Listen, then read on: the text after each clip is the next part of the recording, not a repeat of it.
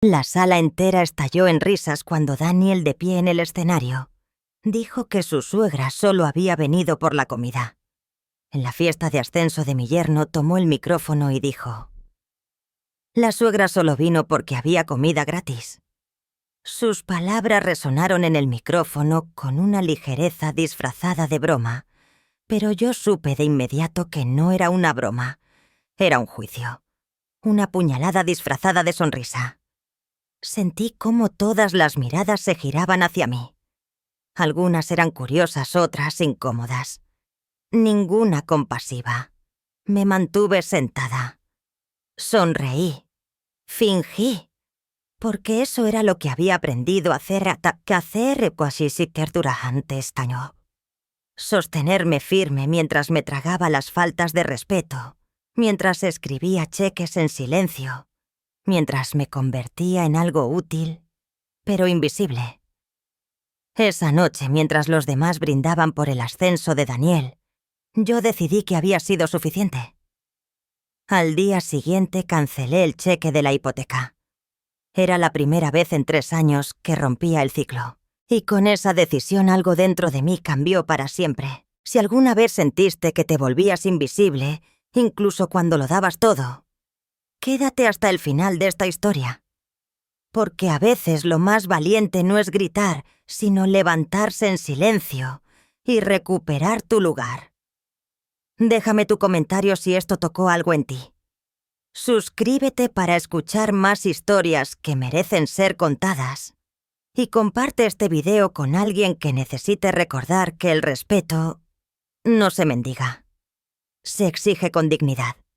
Mi nombre es Beatriz Delgado. Tengo 70 años. Soy viuda desde hace una década. Viví una vida tranquila dedicada a mi familia como tantas mujeres de mi generación. Mi esposo Fernando falleció de un infarto una mañana de otoño, dejándome con una pensión modesta, una casa sin deudas y el recuerdo de un matrimonio respetuoso, aunque no siempre fácil. Mi hija Roberta es mi mayor dolor y mi mayor ceguera. Siempre fue brillante, segura, decidida.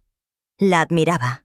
Por eso, cuando me pidió ayuda para pagar la hipoteca de la casa nueva que compró con su esposo Daniel, no dudé. Me dijo que era temporal, que estaban ajustados, que Daniel acababa de cambiar de empleo. Firmé el primer cheque pensando que era por un par de meses. Firmé el segundo con resignación. Y así, sin darme cuenta, firmé 36. Nadie más lo sabía. Ni siquiera mi hijo Santiago, que siempre fue más reservado, más cercano a mí, pero que vivía su vida sin molestar a nadie. No lo sabía porque yo lo escondí. Porque me daba vergüenza admitir que estaba usando el dinero de mi vejez para sostener a 2 adultos que ganaban más que yo. La fiesta de Daniel fue la culminación de todo. Yo misma me preparé durante horas. Me puse el vestido azul marino que Fernando adoraba. Me maquillé con paciencia, me peiné con esmero. Cuando llegué al restaurante sentí que entraban a otro mundo. Uno de copas brillantes, de jazz suave, de sonrisas fingidas y saludos vacíos. Roberta me saludó rápido, me presentó a unos colegas y luego me dejó sola. Como tantas veces antes. Cuando Daniel subió al escenario lo miré con el respeto que siempre traté de tenerle. Habló de su esfuerzo, de su sacrificio, de cómo había logrado ese ascenso con trabajo duro. Yo quise creerle.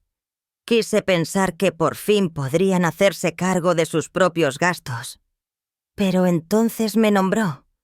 Me puso en el centro de la atención y me lanzó esa frase como una piedra. Que solo estaba ahí por la comida. Ese fue mi punto de quiebre. No dije nada esa noche. Me fui sin despedirme. Bajé en el ascensor, llamé un taxi y regresé a casa en silencio. Al día siguiente, sentada en mi cocina, abrí el talonario y escribí sobre el cheque cancelado. No por rencor, no por venganza, por dignidad. Me había pasado años creyendo que ayudar a mis hijos era mi deber. Que callar era amor, que sostener sin pedir nada a cambio era la forma más pura de querer. Pero esa noche, entre risas falsas y luces cálidas, entendí que había confundido amor con sometimiento y que nadie, absolutamente nadie, merecía más mi cuidado que yo misma. El teléfono sonó a las 7:43 de la mañana. La pantalla mostraba un nombre que conocía demasiado bien. Roberta. Respiré hondo. Sabía que la llamada llegaría. No tan pronto quizás, pero inevitable. Contesté con voz tranquila como quien ya ha ensayado la conversación muchas veces en la mente. ¿Qué carajos hiciste, mamá? Fue lo primero que escuché. Su tono era más de furia que de preocupación. El pago de la hipoteca rebotó. El banco llamó a Daniel esta mañana. Está hecho una furia. ¿Qué está pasando? Me incorporé en la cama y acomodé las almohadas tras mi espalda. Miré por la ventana. El árbol de arce que Fernando y yo habíamos plantado cuando compramos la casa comenzaba a cambiar de color. Las hojas doradas bailando en el viento parecían más vivas que la voz de mi hija. «Buenos días para ti también», dije con calma. Cancelé el cheque. Un silencio espeso se extendió al otro lado de la línea. Por un momento creí que había colgado. Pero no. Su voz volvió más baja. «¿Qué hiciste? ¿Por qué harías eso?» «Tú sabes por qué, Roberta. No me hagas repetirlo. Esto es por lo que dijo Daniel en la fiesta. Mamá, fue solo una broma. Él estaba nervioso. Es su forma de quitarle tensión a las cosas. Tienes que entender su humor. Ya sabes cómo es». No respondí de inmediato. Cerré los ojos recordando cada broma de Daniel a lo largo de los años. Aquella vez que dijo frente a todos que mi ropa parecía sacada de una telenovela de los 80. La otra ocasión en Navidad, cuando me preguntó si finalmente había aprendido a usar un celular sin confundirme con el control remoto. O mi cumpleaños pasado, cuando se burló diciendo que pronto tendría que esconder las llaves del coche porque una señora de mi edad ya no debía conducir. Me quedé en silencio mientras Roberta seguía hablando. No lo dijo con mala intención, mamá. Fue una tontería. Una frase sin peso. No puedes castigarnos por eso. No es justo. No es un castigo, Roberta. Es una decisión. Una que debí tomar hace mucho tiempo. 3 años ayudándolos. 36 cheques. 127.000 pesos saliendo de mis ahorros. Y lo único que recibo a cambio es una risa de desprecio en medio de una sala llena de extraños. Estás exagerando, mamá. No puedes cortarnos el apoyo financiero así de golpe. Necesitamos ese dinero. Tú sabes que lo usamos para cubrir la hipoteca. Es nuestra casa, nuestra vida. Volví a mirar por la ventana. Vi una hoja desprenderse del árbol y caer con una calma envidiable. Pensé en todo lo que había callado, en todo lo que había permitido. No me estás escuchando, Roberta. Yo pensé que los ayudaba a tener un techo, pero ahora sé que ese dinero se usaba también para otras cosas. Vacaciones en Cancún, muebles nuevos para el jardín, zapatos de diseñador. No solo hipoteca. Hubo un silencio que no fue de vergüenza. Fue de cálculo, de replanteamiento. Después su voz volvió más aguda, más controlada. Tú no entiendes cómo funciona un presupuesto. Lo usábamos para la hipoteca, sí, y así podíamos usar nuestro propio dinero para otras cosas. Es normal. Así se organizan las finanzas. Además, tú no lo necesitas. No tienes hipoteca. No tienes grandes gastos. Tienes tu casa, tu pensión. ¿Qué más quieres? Quiero vivir con dignidad, Roberta. Eso es lo que quiero. Se burló con esa risa breve que siempre me hizo sentir pequeña. Esto es una locura. Te estás dejando llevar por tus emociones. ¿Te das cuenta de lo que esto le hace al crédito de Daniel, a nuestro historial bancario? ¿Tienes idea de lo difícil que es reconstruir eso? ¿Eso no te importa? Lo que no me importa, hija, es seguir siendo usada como un cajero automático con cabello blanco. Y peor aún, que se rían de mí como si yo no valiera nada. No dije esa palabra a la ligera. Cajero automático. Pero la había escuchado. No de ella. Aún no. Pero alguien la usó. Y ese alguien compartía almohada con mi hija. Roberta se quedó callada unos segundos. Luego cambió de estrategia. Mamá, por favor. ¿Qué estamos haciendo? ¿Vamos a dejar que una tontería arruine nuestra relación? ¿Por qué no vienes a cenar el sábado? Charlamos tranquilamente. Como antes. Como familia. No, Roberta. No voy a cenar. Y no voy a seguir escribiendo cheques. Eso ya se terminó. ¿Y entonces qué? ¿Nos vas a dejar en la calle? ¿Vas a ver cómo lo perdemos todo? ¿Qué clase de madre hace eso? Esas palabras me golpearon como un puño. Abandono. Traición. Culpabilidad. Me acusaba de todo lo que durante años había temido ser. No he abandonado a nadie. Solo he dejado de permitir que me sigan usando. Se hizo otro silencio. Pero este era distinto. Era más tenso. Más frío. «Papá estaría tan decepcionado de ti», murmuró. Sentí una sacudida. Por un instante me imaginé a Fernando con su sonrisa paciente, su voz firme, diciéndome que siempre hiciera lo correcto. Pero esa imagen no me debilitó. Al contrario, me dio fuerza. No, Roberta. Tu padre estaría decepcionado de ver cómo su hija trata a su madre. De ver cómo el dinero que él dejó para protegerme en mi vejez terminó pagando tus vacaciones. Colgó sin despedirse. Me quedé sentada con el auricular en l'unelemeno. En olamnamene. No me temblaban los dedos. No tenía el corazón acelerado. Solo sentía una claridad que quemaba, que iluminaba, que me decía que no había vuelta atrás.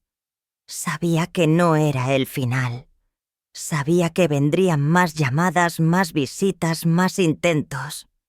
Pero esa mañana, mientras me preparaba un té con menta de mi jardín, entendí algo profundo. La mujer que se había dejado pisotear durante años se había ido. La que quedaba ahora no tenía miedo de decir no. 3 días después del silencio más absoluto, el timbre sonó a las 5 de la tarde. Afuera el cielo empezaba a nublarse, como si la ciudad también presintiera que algo importante estaba por pasar. Miré por la mirilla. Era Santiago.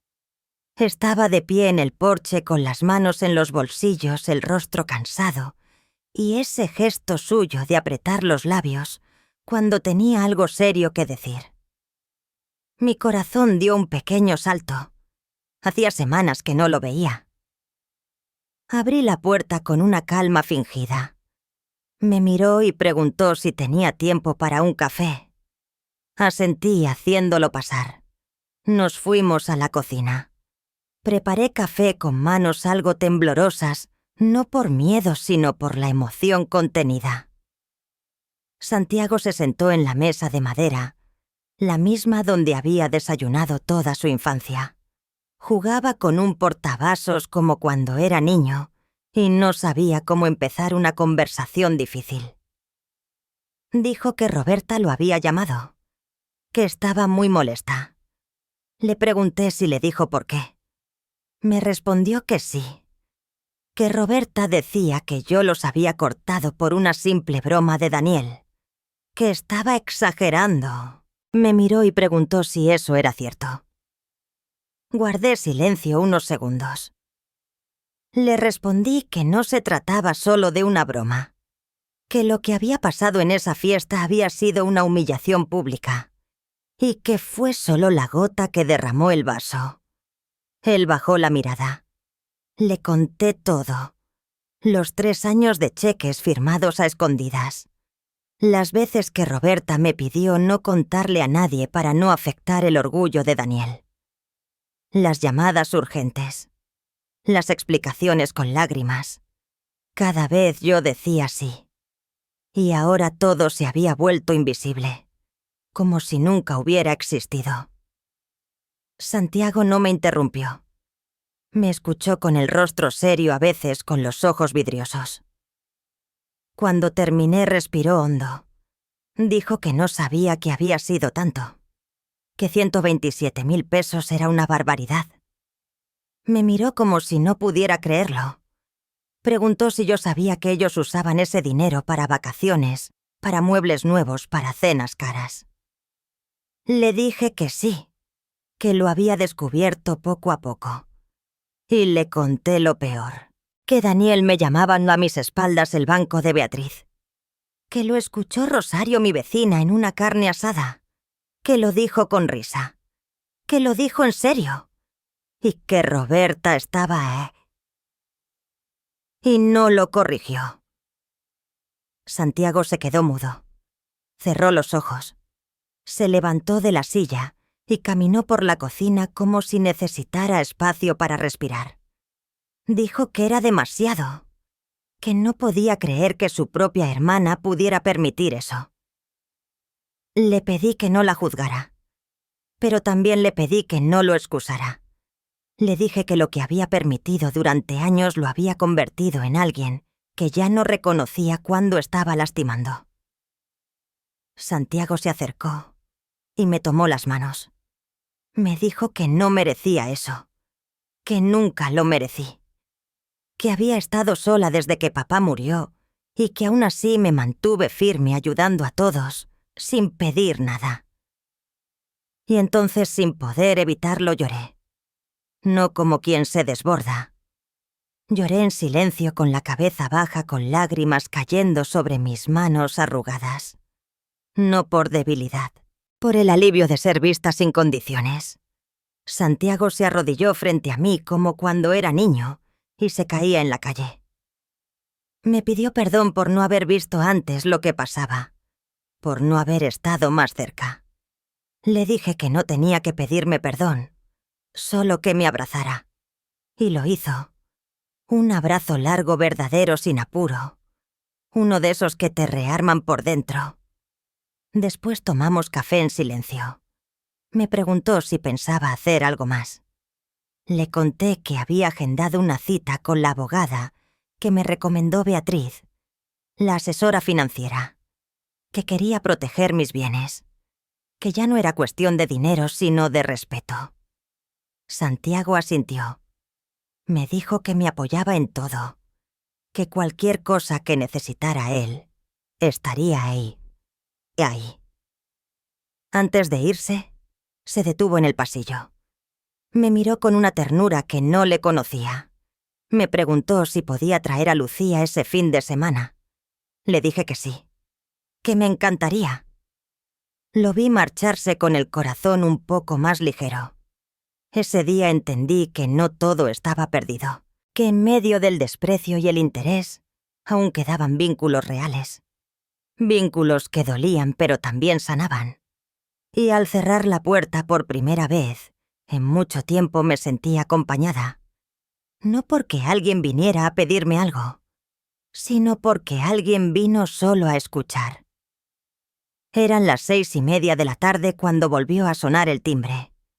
Afuera el cielo estaba color plomo. No hacía frío, pero una humedad extraña parecía pegarse a las ventanas, como si la casa también sintiera el peso de todo lo no dicho. Caminé despacio hasta la puerta. Por la mirilla vi a Isabel, mi vecina, desde hacía 20 años. Llevaba una cazuela en las manos cubierta con un trapo de flores. Abrí sin hablar. Me miró con esos ojos suyos, que siempre han sabido más de lo que dicen. Me dijo que le había sobrado la saña del almuerzo y que pensó en mí. Le agradecí. Le ofrecí pasar. Aceptó con una sonrisa breve. Nos fuimos a la cocina. Serví café. Se sentó con cuidado como quien sabe que no ha venido solo a dejar comida. Como quien ha venido a decir algo que cuesta. Hubo silencio unos segundos. Luego Isabel dijo que me veía distinta, más entera, más serena.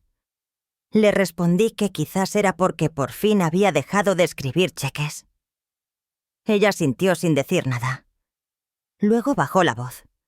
Me preguntó si podía decirme algo sin que me ofendiera. Le dije que sí. Siempre.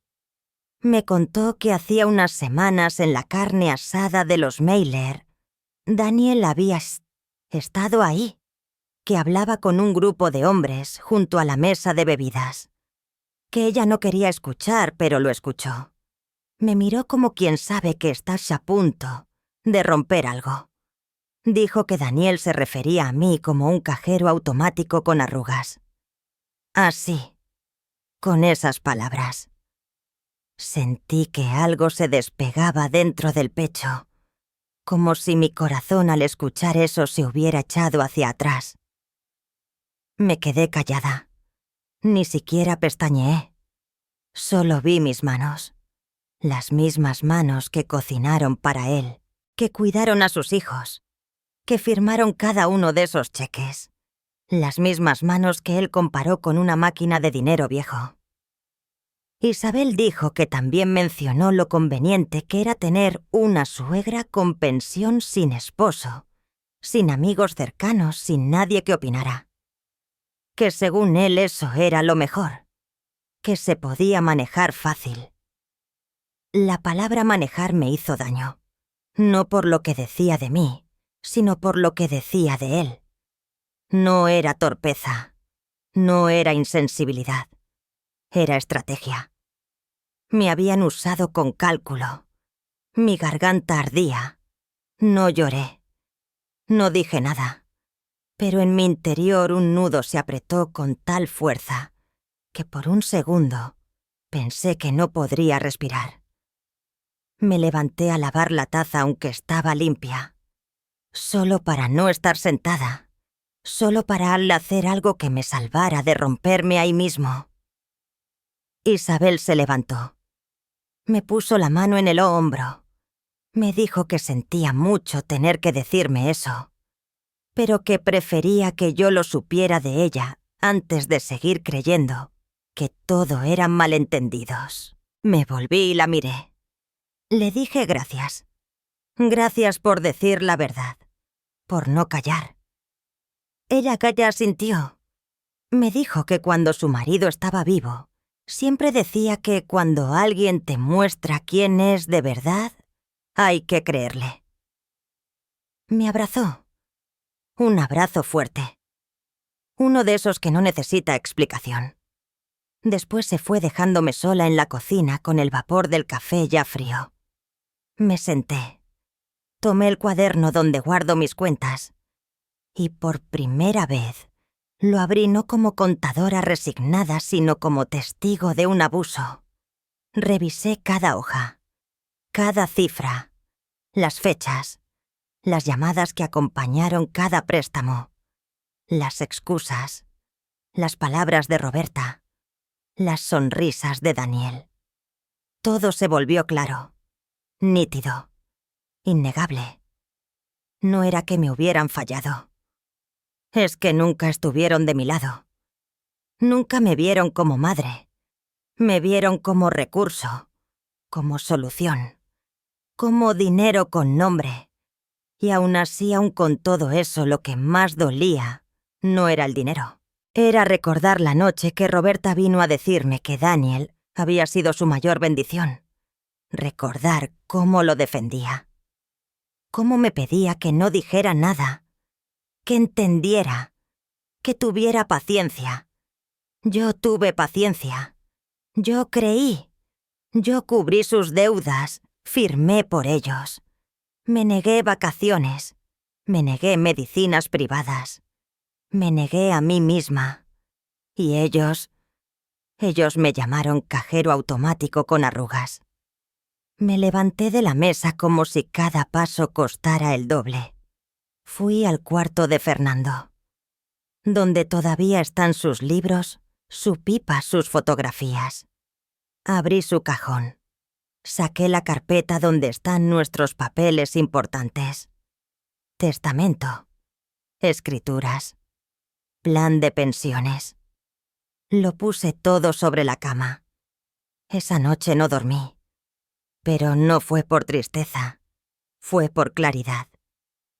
A la mañana siguiente llamé a Beatriz, mi asesora financiera. Le pedí una cita urgente. Le dije que necesitaba hacer cambios. Le conté todo. No se sorprendió. Solo me miró con esos ojos suyos, que ya lo han visto todo. Me dijo que había llegado el momento de protegerme de verdad. Me habló de fideicomisos, de testamentos actualizados, de cómo dejar todo en orden para que nadie jamás pudiera volver a tocar mis ahorros sin mi consentimiento. Le dije que sí, que quería eso. Y más, quiero que mi casa esté segura. Quiero que Santiago tenga poder notarial. Quiero que Roberta y Daniel no tengan acceso ni influencia. Quiero que si un día yo enfermo, no sean ellos quienes decidan por mí. Beatriz asentía mientras tomaba nota. Cuando terminó me preguntó cómo me sentía. Le dije la verdad. Siento que por fin me estoy tratando como alguien valiosa. Ella me miró con ternura. Lo eres, Beatriz. Siempre lo fuiste. Solo que ahora te diste permiso de actuar como tal. Salí de esa oficina como quien sale de un juicio largo. Con los pies firmes. Con la espalda recta. No por orgullo, por dignidad. Y mientras manejaba de vuelta a casa pensé en Isabel, en cómo una verdad dicha a tiempo puede salvar una vida entera. Y aunque esa verdad me partió por dentro, también me devolvió algo que hacía años había perdido sin darme cuenta. Mi lugar. La mañana era clara pero pesada. El cielo tenía ese azul pálido que parece arrastrar consigo todo el cansancio acumulado de los días anteriores. Me vestí sin prisa. Una blusa blanca, pantalón gris oscuro, zapatos bajos. No por formalidad, por firmeza. Por primera vez en mucho tiempo, cada prenda que me puse fue una declaración. No vengo a suplicar. Vengo a poner límites. La oficina de Lucía Navarro quedaba en una calle tranquila del centro. Cuando entré me recibió su secretaria con una sonrisa y me ofreció té de manzanilla. No lo rechacé.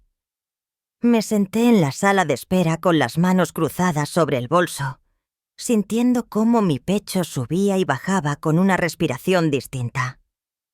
No era ansiedad. Era determinación. Lucía me hizo pasar después de unos minutos. Era una mujer de unos 50 años, cabello recogido con firmeza, mirada directa pero no agresiva. Me ofreció asiento. Dijo que ya Beatriz, mi asesora financiera, le había explicado brevemente mi situación. Me preguntó si me sentía cómoda contándole los detalles. Le dije que sí. Y lo hice. Desde el principio. Desde el primer cheque hasta el último desprecio. Desde la broma de Daniel en la fiesta hasta la frase dicha entre risas en una carne asada. Lo dije todo. Cada cifra. Cada silencio. Cada herida. Lucía no interrumpía. Tomaba notas, asentía con el rostro serio. Cuando terminé me preguntó cómo me sentía. Le respondí que extrañamente aliviada. Que me dolía sí, pero que por primera vez me sentía lúcida, como si me hubiera quitado un velo de los ojos, uno que llevaba años cubriéndome sin que me diera cuenta. Me dijo que lo que estaba viviendo era, con todas sus letras, abuso financiero, que es más común de lo que creemos, que a muchas mujeres de mi edad les pasa lo mismo. Que confunden generosidad con obligación, que confunden amor con silenciamiento. Le pregunté qué podía Hattie hacer. Ella abrió una carpeta y empezó a explicarme. Lo primero, actualizar mi testamento. Lo segundo, establecer un fideicomiso que asegurara que mis bienes y ahorros estarían protegidos. Lo tercero, redactar un poder notarial donde quedara claro que Santiago sería la única persona autorizada a tomar decisiones si algún día yo no pudiera hacerlo. Y la casa, pregunté. Lo más valioso que tengo. Lucía asintió. Podemos incluirla en el fideicomiso, me dijo. Así nadie podrá forzarte a venderla ni usarla como garantía para deudas ajenas. Es tu refugio. Debe ser tuyo y solo tuyo. Firmé cada papel con manos firmes. Sentí que cada firma era un ladrillo nuevo en una muralla que me protegía no solo del daño externo, sino del autoengaño que me había acompañado durante tantos años. Cuando terminamos, Lucía me miró con una expresión más cálida. Me dijo que había visto muchos casos, pero que pocas mujeres llegaban a su oficina tan claras. Le respondí que no había sido claridad. Había sido dolor. Y que a veces el dolor también nos da dirección. De camino a casa pasé por la panadería del barrio. Compré pan dulce. No porque lo necesitara, sino porque me dio gusto hacerlo. Me permití ese gesto simple, casi tierno, que no tenía que ver con sacrificio, ni con nadie más que conmigo. Esa tarde, mientras me sentaba en el porche con mi taza de té y el pan tibio, pensé en todo lo que había cambiado en tan poco tiempo. Hace apenas unas semanas, vivía atrapada en un ciclo de dar sin recibir. Ahora, aunque todavía dolía, había un espacio nuevo en mí. Un espacio limpio, no de rencor, sino de respeto hacia mí misma. Santiago llegó al atardecer con Lucía, su hija, como habíamos planeado. La niña corrió a abrazarme como siempre. Me preguntó si podíamos hacer agua de Jamaica con los pétalos del jardín. Le dije que sí, que podíamos hacer lo que ella quisiera. Santiago me ayudó a preparar la cena. Mientras cortaba zanahorias, me preguntó cómo fue la reunión con la abogada. Le conté todo. Lo del testamento, lo del fideicomiso, lo de la casa. Lo escuchó con atención. Luego dejó el cuchillo sobre la tabla y me miró con ojos llenos de orgullo. Me dijo que nunca había visto a alguien renacer así. Le respondí que quizás nunca antes me había permitido romperme del todo. Y que ahora rota, y todo me sentía más entera que nunca. Esa noche, después de cenar, Lucía me pidió que le contara un cuento antes de dormir. Elegí uno sobre árboles que resisten tormentas. Ella escuchaba con los ojos bien abiertos, con la cabeza apoyada en mi brazo. Cuando terminó, me abrazó fuerte y me dijo que mi casa olía a cosas que no se compran. Le pregunté qué cosas. Dijo que olía a calma, a galletas, a abuelas que saben cosas que no se dicen. La besé en la frente y le dije que ella también olía a futuro. Cuando Santiago se despidió, me abrazó con una ternura silenciosa. Me dijo que todo lo que yo había hecho por años lo había marcado. Que ahora entendía muchas cosas. Que no me preocupara, que él estaría siempre cerca. Le creí. Por fin, sin dudas, le creí. Me quedé sola en la casa. Pero no fue soledad.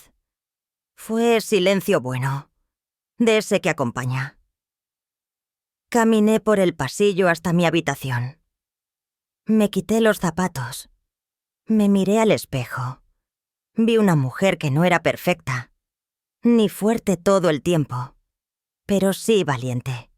Valiente por haber dicho basta, por haber puesto un punto final y por haber comenzado a escribir un nuevo capítulo, con su propia letra y sin pedir permiso.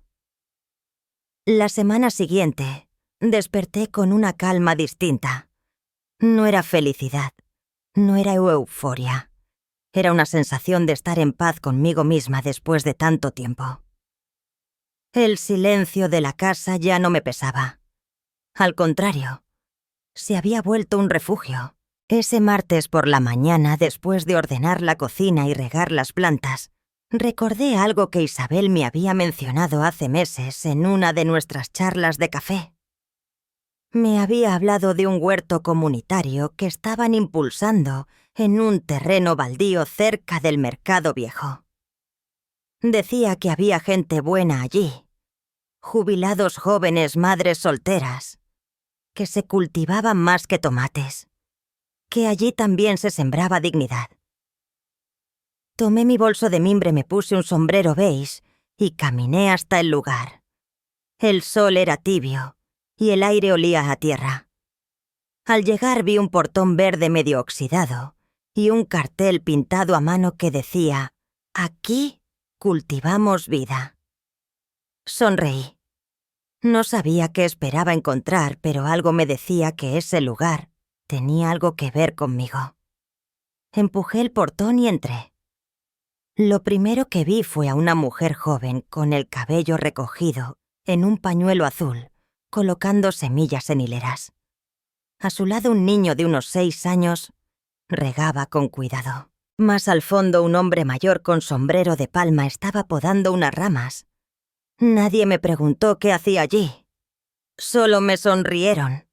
La mujer se acercó y me ofreció agua de pepino. Me dijo que su nombre era Martina, que todos eran bienvenidos. Me preguntó si quería ayudar con la compostera o con las hierbas medicinales. Le dije que no sabía mucho, pero que quería aprender. Me dijo que no importaba, que lo importante era estar dispuesta. Pasé esa mañana removiendo tierra con una pala vieja. Sentí la espalda crujir, las rodillas doler. Pero también sentí algo más, una conexión. Con la tierra, con la gente, conmigo. Al mediodía nos sentamos todos en un círculo bajo un árbol. Sacaron pan casero, fruta, limonada. Se reían, compartían historias. Yo escuchaba, observaba.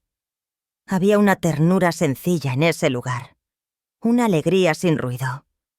Fue entonces cuando se sentó a mi lado un hombre de barba gris y ojos pequeños. Se presentó como Ernesto. Me dijo que era biólogo retirado, que hacía años había perdido a su esposa, que el huerto le había devuelto algo que pensó que ya no tendría propósito. Me preguntó qué me había traído hasta allí. Dudé un momento. Luego le dije la verdad, que me había cansado de ser invisible, que necesitaba sembrar algo que no se pudiera gastar ni manipular, que quería recuperar algo que no sabía cómo se llamaba, pero que se sentía parecido a Shaestar. Viva.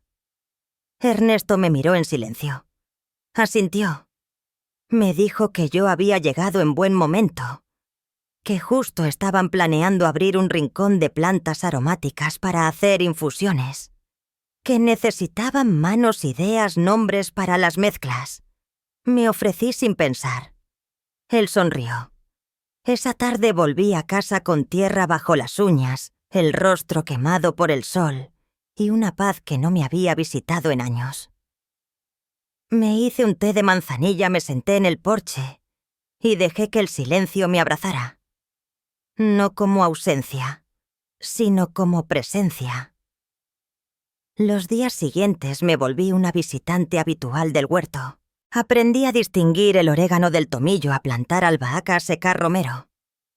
Martina me enseñó a hacer jabones con aceite reciclado. El niño que regaba se llamaba Dante y me adoptó como su abuela postiza. Ernesto me traía libros sobre plantas medicinales y me hablaba de su vida con una serenidad que me conmovía. Una tarde, mientras preparábamos macetas con botellas recicladas, le conté a Martina que hacía poco había dejado de ayudar económicamente a mi hija. No le di detalles. Solo le dije que me había dado cuenta de que el amor no siempre se devuelve y que a veces Una tiene que salvarse sola. Martina me miró con esos ojos suyos de madre joven, que ya ha llorado mucho.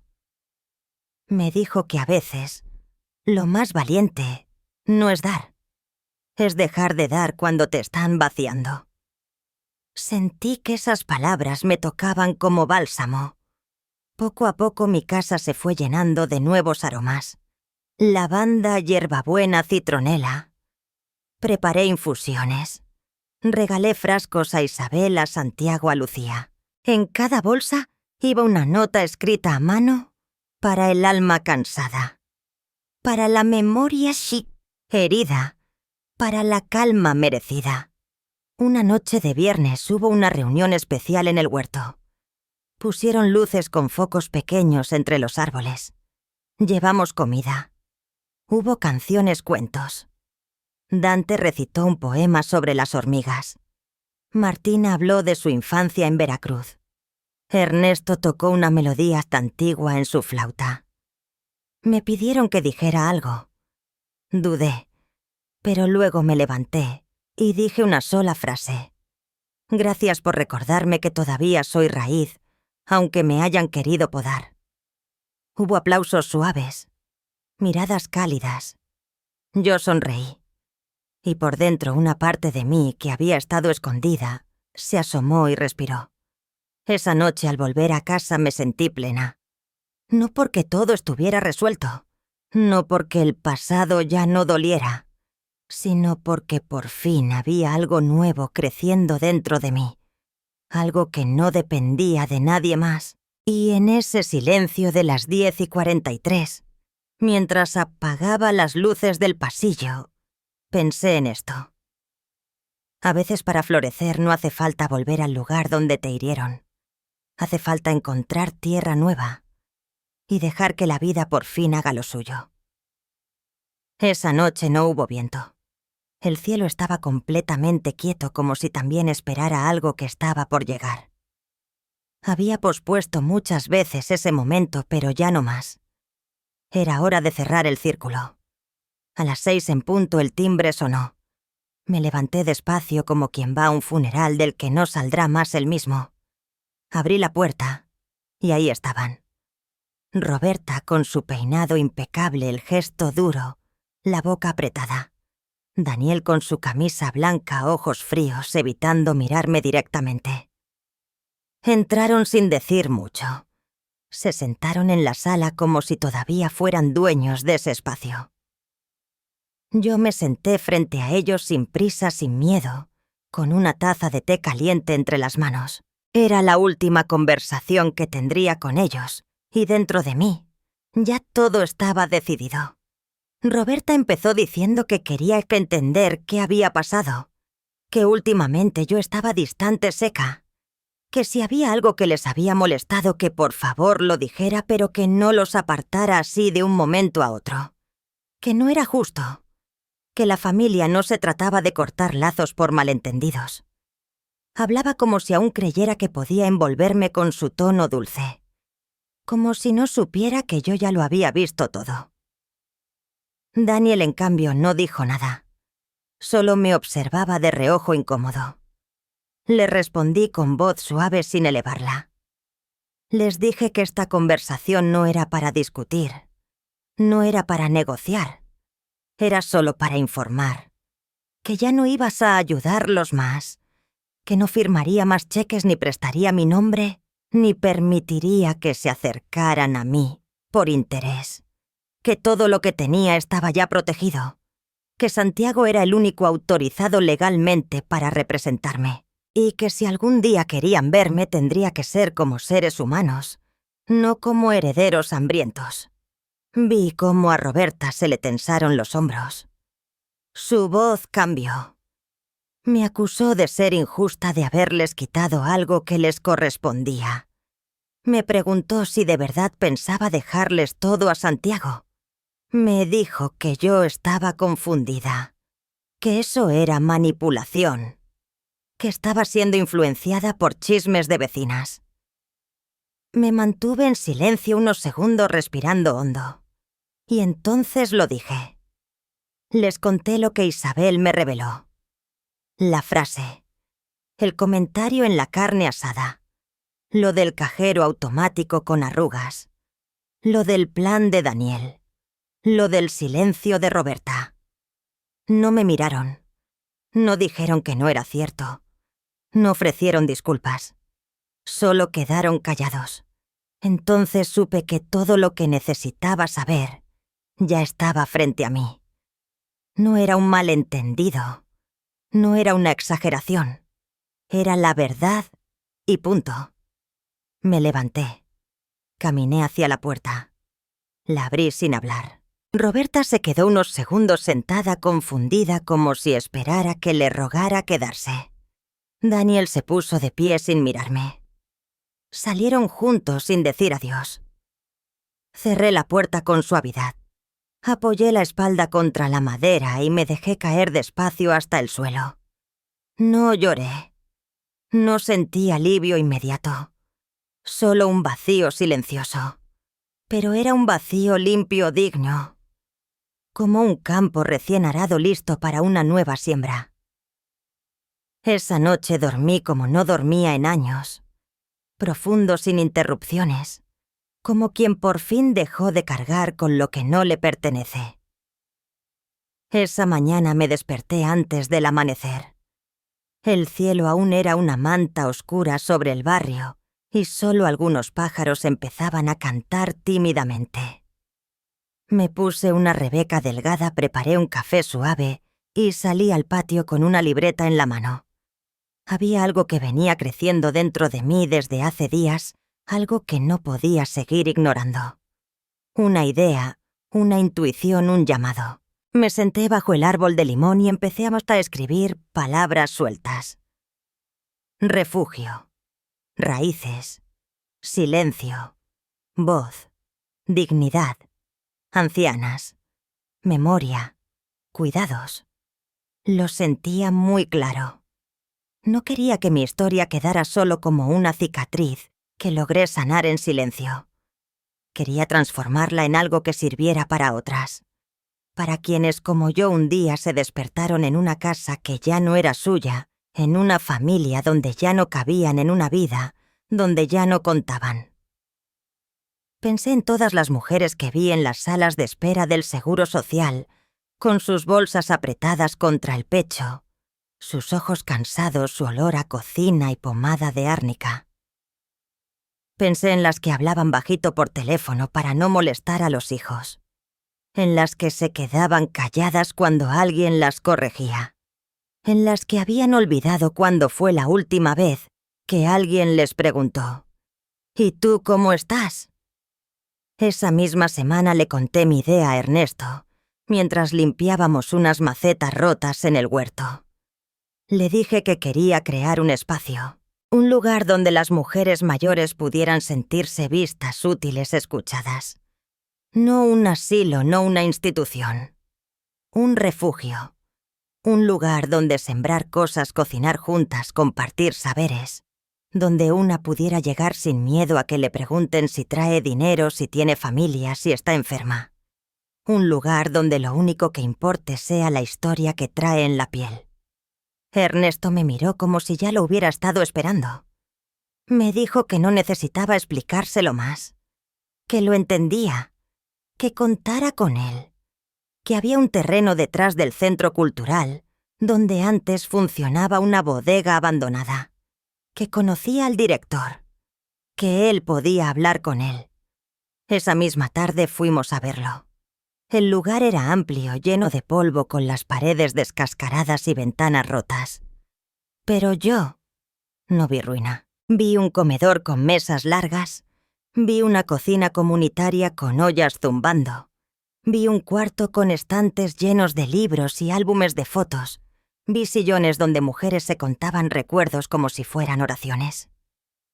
Vi futuro. Llamamos a Isabela Martina, al hijo de Ernesto, que es arquitecto. Empezamos a reunir ideas, a dibujar planos sencillos, a escribir una lista de lo que necesitábamos. En 2 semanas ya teníamos un nombre: el refugio de las raíces. y una misión honrar la vida larga con espacios de calma y sentido. Usamos mis ahorros, una parte del fondo que Fernando me dejó y algunas donaciones del mercado local. Nada ostentoso. Todo con alma.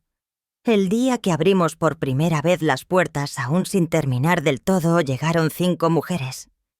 Una se llamaba Tomasa y traía una bufanda tejida por ella misma. Otra, doña Berta, tenía 92 años y apenas podía caminar, pero quería enseñar a bordar. También llegó Juana, que había sido cocinera en una fonda, y dijo que si le dábamos una estufa, podía alimentar a todo el grupo con 30 pesos. Traían historias en los huesos y ternura en la mirada. Yo las recibí una por una, les ofrecí té de hierbas y les dije lo único que necesitaban oír aquí: sí haces falta. Los días en el refugio pasaban con un ritmo nuevo. Las mujeres plantaban albahaca, cosían cojines, compartían recetas, leían en voz alta. Yo me sentaba con ellas por las tardes, escuchaba sus historias de amores que nunca fueron de hijos, que se fueron lejos de cuerpos que envejecieron sin permiso. Nadie juzgaba, nadie corregía, solo nos acompañábamos. Una mañana recibí una carta manuscrita. Era de Roberta. Me pedía vernos. Decía que no quería fuese hablar de dinero, solo de madre a hija. No respondí de inmediato. La carta no era amarga, pero tampoco pedía perdón. Era una puerta entreabierta. La leí 3 veces y la guardé en un cajón. Supe que no estaba lista, que no quería volver a donde me rompieron justo cuando estaba floreciendo. Esa tarde, mientras preparábamos jabones con Martina, una mujer nueva llegó al refugio. Traía el rostro curtido, las manos marcadas por años de trabajo y una tristeza espesa en los ojos. Me dijo que se llamaba Eulalia, que sus hijos la habían dejado sola después de vender su casa, que no tenía dónde ir. Le serví té, le ofrecí un asiento. Le pregunté si sabía coser. Me dijo que sí, que bordaba nombres de niños en servilletas cuando tenía fuerzas. Le puse una aguja en la mano. Le dije: empieza por el tuyo. Y mientras ella enhebraba el hilo con dedos temblorosos, entendí que mi historia ya no era solo mía. Era también de ella, y de todas las que llegaran después. Que el refugio era más que un lugar. Era una declaración, un acto de amor que no necesitaba permiso. Un regreso a casa cuando nadie más te abre la puerta. A veces para renacer basta con que alguien te mire a los ojos y te diga: todavía tienes raíces. Aquí puedes volver a crecer. Esa mañana llegó con un viento extraño. No era fuerte, pero sí insistente. Hacía que las hojas del limonero rozaran la ventana con un ritmo lento, como si quisieran avisarme de algo. Estaba organizando unas cajas de hierbas secas en el refugio cuando sonó mi celular. No recibo muchas llamadas. Casi nadie llama ya. Cuando vi el nombre en la pantalla sentí cómo se me aflojaban los dedos. Roberta. No contesté de inmediato.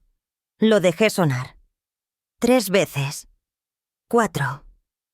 En la quinta deslicé el dedo. Su voz sonaba distinta, quebrada, lejana. Me dijo hola sin titubeos, pero sin fuerza. Me preguntó si podía hablarme. Le respondí que sí. Escuchar no cuesta. Me dijo que Daniel había perdido el empleo, que lo habían despedido por mal manejo de fondos, que enfrentaban una investigación, que su casa estaba hipotecada por 2ª vez, que no sabían dónde iban a vivir. No lloró, pero su voz estaba hecha pedazos. Me pidió verme. No hablar de dinero. Solo verme. Me quedé callada unos segundos. Luego le dije que sí, que podía venir al refugio si quería. Me agradeció sin aire. Colgó. Estuve todo el día nerviosa. No por miedo, por una tristeza que no sabía de dónde salía. El refugio estaba tranquilo. Las mujeres tejían, cocinaban, sembraban. Yo caminaba por los pasillos como si cargara algo en el pecho. A las 5 de la tarde vi a Roberta entrar por la reja. No traía maquillaje, ni peinado perfecto, ni bolso caro. Solo su rostro real, ese que no veía desde hacía años. Se quedó parada en la entrada como quien no sabe si tiene permiso de cruzar. Fui hacia ella. Nos miramos largo. No nos abrazamos. No hacía falta. Nos sentamos en una mesa de madera, bajo la sombra de un árbol de jacaranda.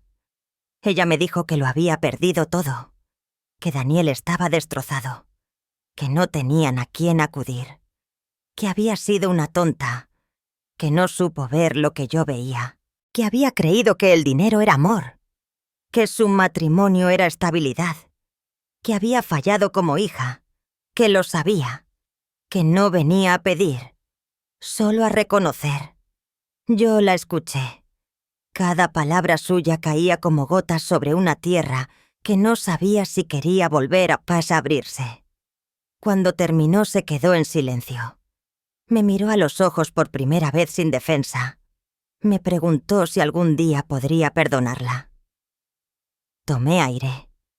Le dije que el perdón no era una llave para volver al pasado, que no borra, que no anula, que no sana por sí solo, pero que yo había hecho mi parte, que había llorado entendido soltado, que ya no la odiaba, pero que ya no era la misma, que no podía ofrecerle la madre de antes, solo una mujer nueva, una que ahora ponía límites, y que si ella quería conocerla, estaba invitada. Roberta bajó la cabeza. Lloró en silencio. No hice ademán de consolarla. La dejé llorar, como yo lo hice sola tantas veces. Después de unos minutos levantó la mirada. Me preguntó si podía venir a ayudar en el refugio, como voluntaria, que necesitaba hacer algo útil, que no podía seguir huyendo de sí misma. Le dije que podía empezar por limpiar los estantes de la despensa, que allí hacían falta manos. Ella sintió. Se levantó sin decir más. Caminó hasta el área de cocina, tomó un trapo y empezó a limpiar. Desde lejos la observé. Y por primera vez no la vi como mi hija. La vi como una mujer caída. Como tantas otras. Como yo alguna vez. Y supe en ese momento que aunque el pasado no se deshace el presente, puede ofrecer algo distinto. No idéntico. No reparado. Pero sí verdadero. Esa noche, mientras cerraba las ventanas del refugio, pensé que la vida a veces nos dobla sin rompernos. Que a veces el castigo más profundo no es el rechazo, sino el silencio interno de saber que heriste a quien más te quiso. Y que tal vez, solo tal vez el perdón comienza cuando uno acepta limpiar lo que ensució. Sin exigir, solo con humildad. Y allí, entre plantas secas, frascos de vidrio y cuadernos viejos, me prometí algo. Que si Roberta volvía no como hija, sino como mujer lista para crecer desde el suelo, el refugio también sería suyo. Porque una raíz no elige dónde nace. Pero sí puede elegir en qué tierra decide florecer de nuevo. El refugio olía a pan dulce y tierra húmeda. Era el primer sábado de abril y las jacarandas habían comenzado a florecer. Desde temprano las mujeres tejían guirnaldas con retazos, colgaban manteles sobre mesas de madera, encendían velas pequeñas que titilaban incluso con el viento suave. No se trataba de un evento grande. No era una fiesta para el barrio ni una ceremonia oficial. Era algo más íntimo, más verdadero. Una forma de decir gracias sin decirlo con palabras. Habíamos llamado hacia este día la fiesta de las raíces. Queríamos celebrar no lo que habíamos construido, sino lo que habíamos resistido. la dignidad, el silencio compartido, el volver a creer. Las mujeres llegaron con sus mejores rebozos. Santiago trajo flores. Ernesto puso música suave desde un tocadiscos viejo que había rescatado. Martina preparó té de jengibre y canela. Tomasa horneó conchas.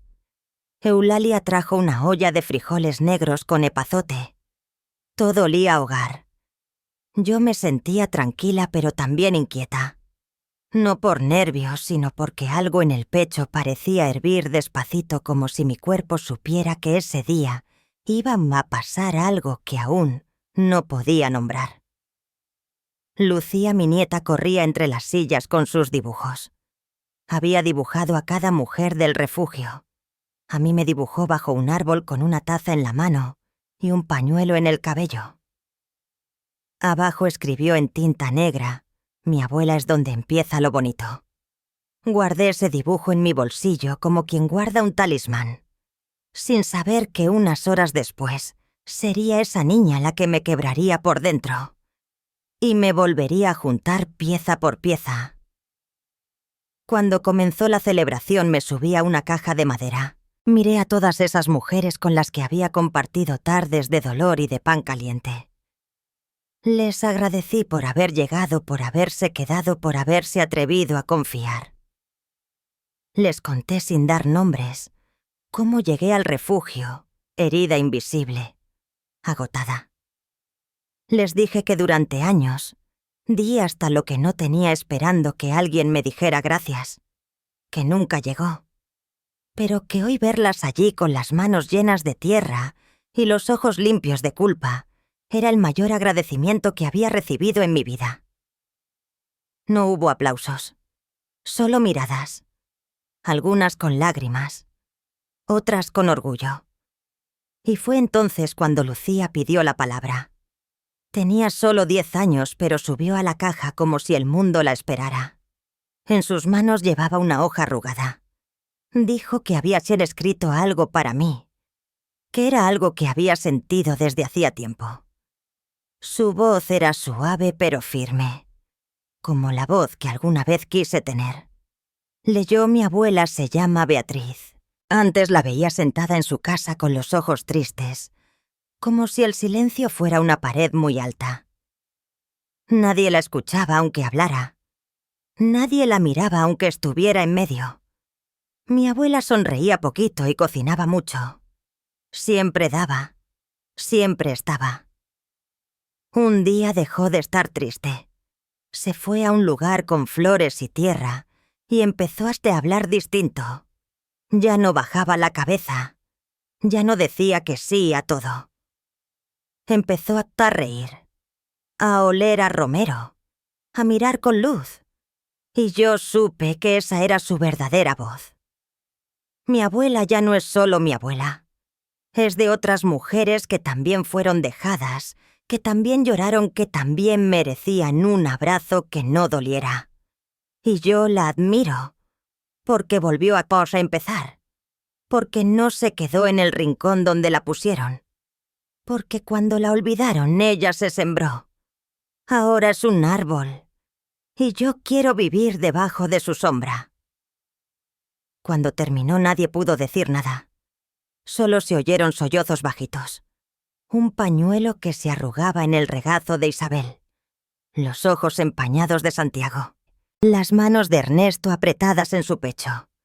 Yo no podía moverme. Solo la miré. Esa niña que no necesitaba entenderlo todo, pero que lo había visto todo. Me acerqué. La abracé. Con el alma, con el cuerpo, con la memoria. Y ella me susurró: «Abuela, no vuelvas a esconder tu voz». Lloré. No por tristeza. Lloré como quien se lava. Como quien por fin, después de una vida entera, escucha lo que tanto esperó. Un reconocimiento. No por lo que di, sino por lo que soy. Esa noche, cuando ya todos se habían ido, me senté sola en la cocina. Lucía dormía en el sillón abrazadas a un cojín. Ernesto apagaba las luces del patio. Y yo, con una taza de té en las manos, le escribí a la vida una oración que no tenía letras. Solo respiración. Solo gratitud. Porque a veces después de tantos años de espera una sola voz pequeña puede devolvernos el derecho a existir.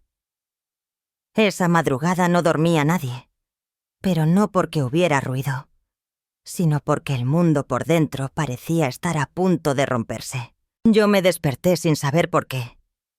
No hubo relámpagos, no hubo gritos. Solo un silencio raro de esos que uno reconoce cuando el alma ya vivió demasiadas pérdidas. Me puse el suéter más grueso. Caminé hasta la entrada con los pies descalzos. Afuera llovía. Una lluvia lenta, triste, que parecía pedir perdón por caer tan tarde. Y entonces escuché los golpes. 3.